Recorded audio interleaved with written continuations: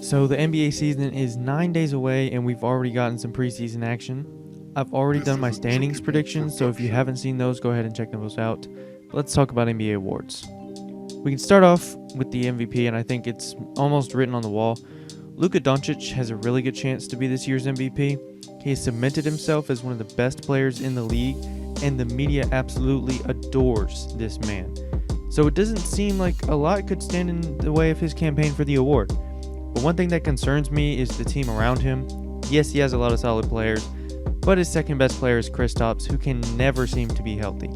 If Kristaps isn't healthy and they barely manage to get into the playoffs, I don't see how he can win MVP. Maybe Kristaps is healthy and they get a higher seed than I predicted them to, but that's just something we'll have to see about, because I'm not really banking anything on Kristaps' health.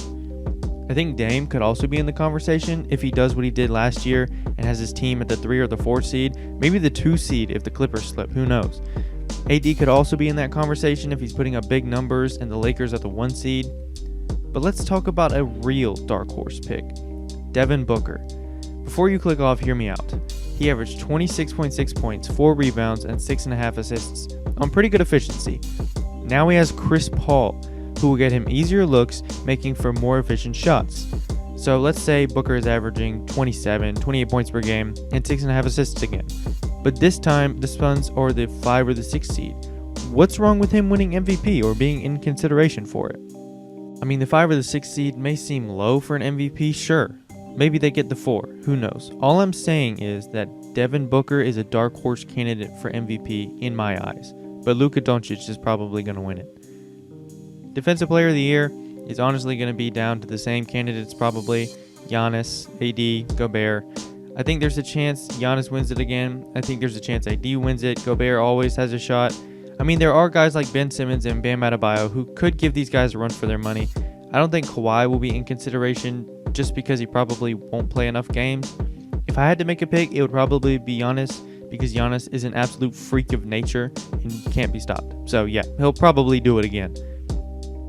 My 6th Man of the Year pick might shock a few of you until you actually think about it, and that's Danilo Gallinari. Gallo is one of the most lethal offensive players out there. And what do award voters love for this award? Points.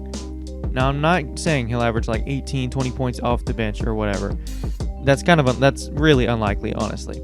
But I think 15 on some good efficiency on a playoff team could get him the award, assuming Atlanta makes the playoffs, that is, because he's still going to play with Trae Young and get those wide open looks that Trae Young generates, and he'll be coming off the bench. So there you go. Here's the obligatory Lou Will mention. If Montrez comes off the bench in LA, he'll probably have a shot. If somehow Malik Beasley on the Wolves comes off the bench, I think he could have a pretty good shot.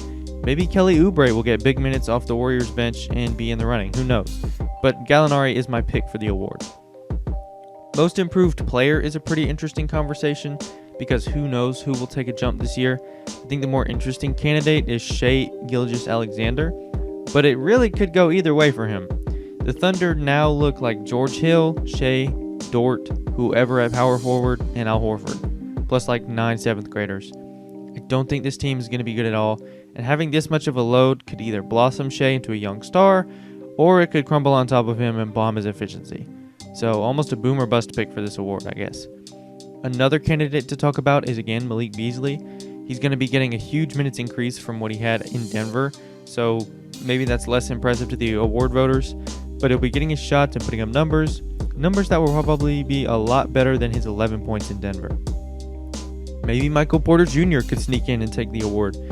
We'll have to see how many more minutes he gets and how good he is in those minutes.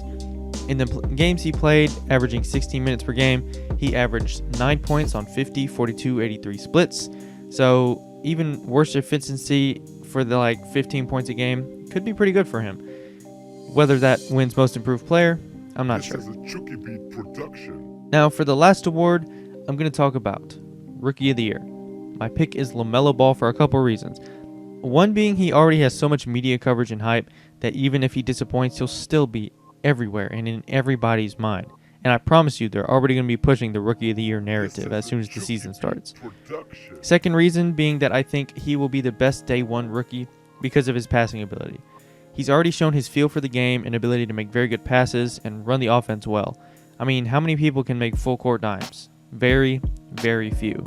His shot is still a big question mark, so is his discipline defensively, but honestly his amazing playmaking ability, that will probably only improve, will carry him to the award probably. Even if he's averaging like 9 points, 6 rebounds, and 6 assists, who knows though. James Wiseman is another candidate. In his case, would be a lot more based on team success. He could end up averaging like 10 points and 6 rebounds, or he could average like 15 and 8, who knows. He's going to be getting lobs from Steph and Draymond, and even if the Warriors don't run the pick and roll like that, he'll still get plenty of looks. And they'll be a good team, so that might ease the voters' mind. But the voters don't care as much about defense and rebounding as they do offense, so I don't know, we'll see. The last one I'll talk about is Obi Toppin, who apparently looked really good in his first preseason game. Forgive me for not watching the Knicks and the Pistons on my Friday night. But he is a very good offensive player, and that's all that matters for Rookie of the Year, right? I mean, he doesn't have a very good guard to play with, so that could limit him some, but he's shown some ability to straight line drive and dribble and such. He's on the Knicks and will probably get a lot of opportunity, providing Tibbs doesn't sit him for missing 2 shots in a row. But anyway, those are some light predictions. I don't really have a whole lot to say about them yet. We're still in preseason. I'm ready for the season to come back. But if you enjoyed the video, consider leaving a like and subscribing to the channel. If you didn't like it, leave it a dislike. And y'all have a good one.